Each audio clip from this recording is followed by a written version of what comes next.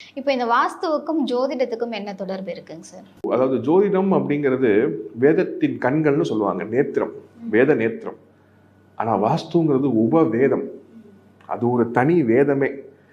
என்னோட 15 வருஷம் இந்த வாஸ்து அனுபவங்களில் நான் கற்றுக்கிட்ட ஒரு முக்கியமான என்னால் நிரூபிக்கக்கூடிய ஒரு விஷயம் என்ன அப்படின்னா, ஜோதிடம் உண்மை, அதில் தவறு இல்லை. ஆனால் ஜோதிடத்தில் வரக்கூடிய மலையாளம், அதாவது ஒருத்தருக்கு நல்ல விஷயங்கள் நடக்கிறது, இல்லை ஒருத்தவங்க பிரச்சனைகளை மாற்றுறது அப்படின்னு சொல்லக்கூடிய ஒரு ஹை பாயிண்ட், ஒரு லோ பாயிண்ட், இதை கணிக்கிறது தான் ஜோதிடம். புரியுதுங்களா?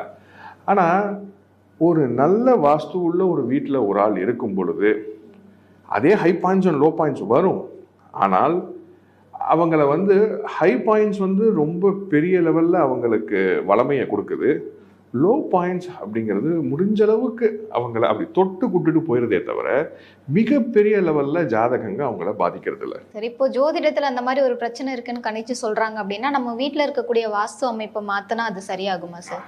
இதுதான் நிறைய பேருக்கு இது ஒரு கஸ்டமைசபிள் கிடையாது.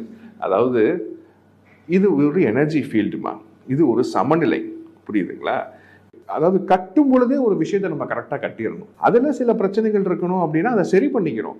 ஆனால் தேவைக்கு ஏற்ற மாதிரி இதை இப்படி மாற்றிக்கிறது, அதை அப்படி மாற்றிக்கிறது. ஜோதிடத்தில் பரிகாரம் சொல்கிற மாதிரி வாஸ்துக்கு பரிகாரம் கிடையவே கிடையாது.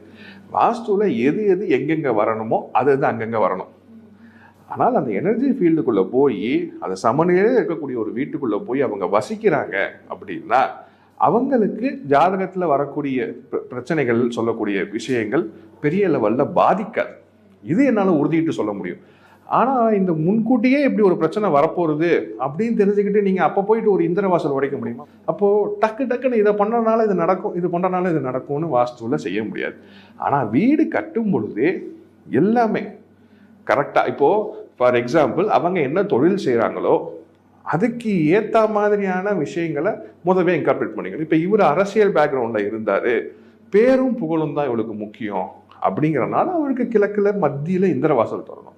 இதே ஃபைனான்ஸ் பண்ணக்கூடிய ஒரு ஆர்த்தர், பேங்கிங் செக்டரில் இருந்தாங்கன்னா அவங்களுக்கு வடக்கு மத்தின்னு சொல்லக்கூடிய குபேர வாசல் திறப்போம். வியாபாரம் பண்ணக்கூடிய ஒருத்தர் இருக்காருன்னா வடமேற்கு மேற்கு வாயுவத்தில். அப்போது இதுக்கு ஏற்ற மாதிரி ஏன்னா தொழில் பெரிய லெவலில் யாருக்கும் மாறப்போகிறது இல்லையா? அப்போது அவங்க வீடு கட்டும் பொழுதே அவங்களோட தொழிலை பேஸ் பண்ணி அவங்களோட குழந்தைங்க எந்தெந்த ஃபீல்டில் வரணும்னு ஆசைப்படுறாங்களோ அது பேஸ் பண்ணி அந்தந்த விஷயங்களை கொஞ்சம் ஸ்ரத்தை எடுத்து செய்துக்கலாம். அவ்வளவுதானே தவிர இது இன்ஸ்டன்ட் நியூடுல்ஸ் மாதிரி இதில் இது நடக்க போகிறதுன்னு ஒருத்தவங்க சொல்லிட்டாங்க, அதுக்காக நான் வாஸ்துவை மாற்றி வர முடியாமல் தடுத்துக்கிறேன் அப்படி கிடையாது. அது வேலை பார்க்குறதுக்கே 1 இயர் ஆகும்.